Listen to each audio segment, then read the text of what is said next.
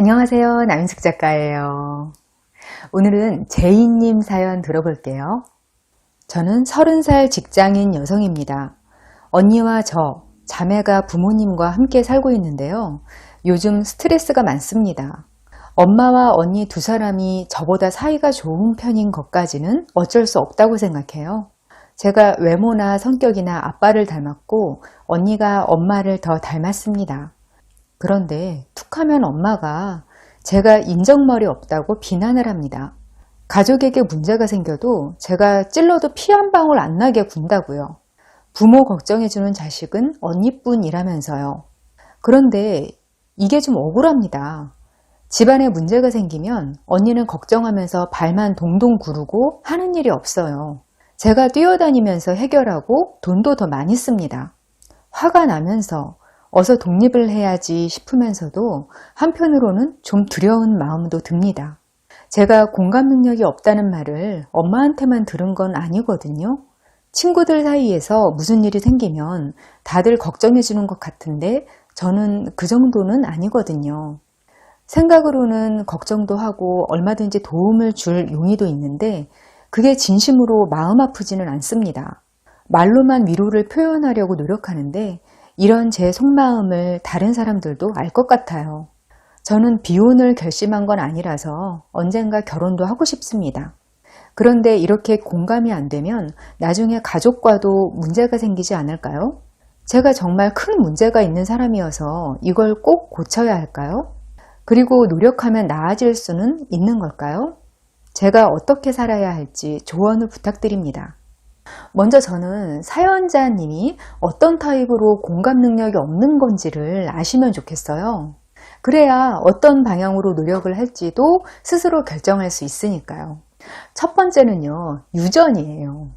보통 유전이라고 하면 엄마를 닮았네, 아빠를 닮았네 이런 이야기가 나오는데요. 유전이라는 게 그런 걸 뜻하는 게 아니거든요. 윗대에서 전해져 내려오는 유전적인 요소가 어떻게 조합되느냐에 따라서 아주 복잡한 결과가 나오거든요. 그게 유전적인 성향을 결정하는 거예요. 그래서 부모님이 다 키가 작은데 자식만 불쑥 큰 케이스를 가리키면서 키는 유전이 아니다.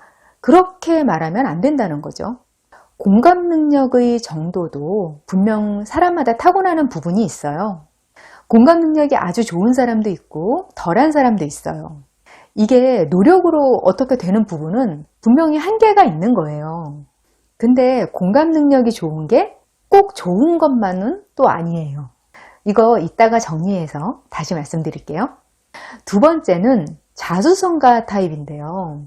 다 그런 건 아닌데 정말 큰일을 겪고 그걸 이겨내고 파란만장한 인생을 살아와서 자기 손으로 뭘 이루어낸 분들 있잖아요. 그런 분들이 자기도 고생을 해봤으니까 다른 사람 고통에 공감을 할 것 같잖아요. 오히려 그 반대일 가능성이 더 높아요. 왜냐하면 인생에서 너무 큰 고통을 겪고 그걸 극복해 봤으니까. 그 이하의 수준에서 사람들이 감정이 오락가락하는 걸 보면 좀 사소하고 우습게 느껴지는 거예요. 이게 사람이 나쁘다는 게 아니라 경험과 감정의 처리 특성이 그런 방향이기 쉽다는 거죠. 세 번째는요, 그냥 자기중심적인 타입인 거. 선천적이든 후천적이든 어린아이 수준으로 자기 입장밖에 생각 못하는 사람들이 있어요. 원래 공감 능력을 적게 타고난 사람들하고 다른 점이 뭐냐면요. 이런 분들은 노력도 안 해요. 자기 반성이 안 돼서 필요할 때 공감 능력이 있는 척 하는 것도 하려고 하질 않아요. 사연자님은 자신을 돌아보고 고칠 의향도 보여주시는 걸로 봐서 이 타입은 아닌 것 같아요. 그러면 공감 능력이 부족하면 어떻게 하면 되느냐? 일단 사연자분 결혼 이야기 하셨는데요. 상대가 공감 능력이 너무 높은 분은 아니었으면 좋겠어요. 다른 부분은 서로 다른 점을 보완해 가면서 맞출 수 있는데 공감 능력 부분은 이게 수준 차이가 또 너무 나면 힘들어요. 사연자님 어머니와 마찰이 있다고 했잖아요. 어머니와 사연자님이 공감 능력 수준이 달라서 이런 일이 생기는 거예요. 언니분과 어머니가 공감 능력 수준이 비슷해서 더 잘 맞는 거고요. 이게 너무 차이가 나면 서로에게 상처를 주는 일이 생겨요. 한쪽은 사랑하는 사람이 내 마음을 너무 몰라주고 공감을 못 해주니까 절망스럽고, 다른 한쪽은 아무리 노력해도 상대가 원하는 걸 모르겠으니까 절망스럽고, 그냥 친구 관계나 지인 관계라면 이게 안 맞아도 사회적 태도로 커버가 가능한데 진짜 친밀한 관계는 안 되거든요. 그리고 공감 능력이 없다고 해서 무조건 나쁜 게 아니라는 걸 또 아시면 좋겠어요. 사실 모든 사람이 공감 능력이 다 좋을 필요는 없어요. 초공감자라는 용어가 있거든요. 공감 능력이 극도로 높은 사람을 가리키는 말인데요. 이런 분들은 사는 게 굉장히 힘들어요. 다른 사람이 느끼는 고통을 내 것으로 너무 생생하게 잘 느끼기 때문에 이게 너무 괴로운 거예요. 물론 행복에 공감하는 것도 있겠지만 원래 사람이라는 존재가 고통에 더 민감하잖아요. 고통이라는 감정이 더 강렬하기도 하고요. 그리고 이타적인 행동 같은 것도 의외로 공감 능력이 덜한 사람들이 더 잘하는 경향이 있어요. 이거 진짜 의외죠. 재난으로 큰일을 당한 나라에 가서 고아가 된 아이들을 돌본다. 이런 분들이 공감 능력이 커서 아이들의 고통에 공감하니까 봉사하는 거다. 이렇게 생각하게 되잖아요. 그런데 한번 생각해 보세요. 공감 능력이 너무 발달한 사람들은 오히려 그렇게 참혹한 현장에서 버텨내지를 못해요. 모든 사람의 고통이 다 내 것처럼 느껴지면 몸과 마음이 너무 힘들거든요. 적당히 감정적 거리를 둘 수 있는 사람들이 제대로 정신 차려서 실질적으로 도움을 주는 일들을 덤덤히 해낼 수 있죠. 그래서 이건 제 의견이 아니라 책에서 제가 본 심리학자들 의견인데요. 그 유명한 마더 테레사, 나이팅게일 이런 위대한 분들도 후대의 심리학자들이 분석해 보니까 공감 능력이 없는 징후가 보인다고 해요. 그러니까 인간 사회가 돌아가고 인류가 생존하기 위해서는 이런저런 사람이 다 필요한 거예요.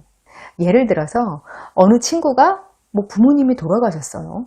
그러면 같이 울어주면서 막 슬퍼해주는 친구가 있고, 장례 절차 도와주고 보기 좋으라고 근조화한 여러 개 신경 써서 보내놓고 그런 친구도 있어요. 누가 더 좋은 친구냐? 그런 거 없어요. 두 종류의 사람들이 다 우리 인생에서는 필요하죠. 그러니까 사연자님 같은 경우도 이런 케이스로 해석이 가능한 거죠. 사연자님은 감정적으로 좀 더 떨어져서 문제를 해결하는 타입인 거예요. 사실은 어머니도 그걸 인정하시고 나름대로 훌륭한 따님이라는 걸 인정하시면 좋은데 그 이해도가 떨어져서 자꾸 상처를 주시고 자존감을 떨어뜨리고 그러시는 거예요, 지금. 어머니를 이해시키는 게 잘 안 되시면 본인만이라도 이런 걸 좀 아시면 좋겠어요. 그래야 자기 자신을 잘 이해하면서 태도에 맞게 잘 살죠. 만약 자신이 공감 능력이 떨어지는 것 같다. 이런 분들은 따로 노력을 하셔야 해요. 사실 공감은 누구나 원하는 거예요. 누가 내가 느끼는 감정을 정확히 이해하고 공감해주면 막혔던 응어리가 확 해소되는 게 느껴지거든요. 그게 너무 안 되는 사람들은 인간관계가 산산조각 나요. 사실 사람들이 공감에 대해서 그렇게까지 기대를 많이 하지는 않거든요. 나도 타인에 대해 너무 공감하면 힘드니까 다른 사람들도 그러려니 해요. 그래서 깊이 공감이 안 되더라도 공감하는 태도 정도를 보여주면 그것만으로도 관계가 잘 되기는 하더라고요. 공감 능력이 부족한 분들은 정확하게 자기가 겪은 상황이 아니면 상대가 왜 그런 감정을 느끼는지 이해를 못 하더라고요. 그 감정이 직관적으로 유추가 안 되는 거예요. 그러니까 방법은 경험을 많이 하시는 거예요. 되도록. 경험을 많이 하시고 그때 느끼는 감정이나 태도를 흘려보내지 마시고 학습하세요. 이런 일을 겪으니 이런 감정이 느껴지는구나. 다른 사람이 이렇게 해주니까 좋네. 다음부터는 나도 이렇게 해야겠다. 이런 게 쌓이면 떨어지는 공감 능력 때문에 관계가 틀어지는 일이 확 줄어들어요. 이게 안 될 것 같죠? 됩니다. 정말 공감 능력이 뛰어나고 감성 풍부하고 그래 보이는 분들인데 오랜 시간이 지난 후에 순간순간 발견하게 될 때가 있어요. 아, 저 사람은 원래 공감이 안 되는 사람이구나. 근데 괜찮더라고요. 상대가 감정이 아예 없는 사이코패스가 아닌 이상 노력으로 배려하고 그게 몸에 배어 있는 태도 자체도 분명 가치 있는 거거든요. 공감이라는 걸 저는 자판기 스위치 같다고 표현하는데요. 그게 형식적이라는 걸 알아도 일단 공감 표현을 받으면 무조건 마음이 보듬어져요. 아무리 화가 나 있는 사람이라고 해도 얼마나 불편하셨겠어요. 이 말 한마디 먼저 하면 확 한풀 꺾이거든요. 자판기에서 버튼을 누르면 무조건 물건이 나오는 것처럼 공감 표현도 훨씬 긍정적인 아웃풋이 나와요. 그걸 적당히 할 수 있게 나를 좀 다듬으면 공감 능력이 낮다고 인생이 나빠지는 일은 없어요. 오늘은 공감 능력에 대해서 이야기를 나눠봤는데요. 내 마음을 들여다보는 데에 좀 도움이 되셨나요? 저와 더 깊은 소통을 하고 싶으시면 네이버 카페 어른성장학교로 오세요. 저는 다음 시간에 만나요. 안녕.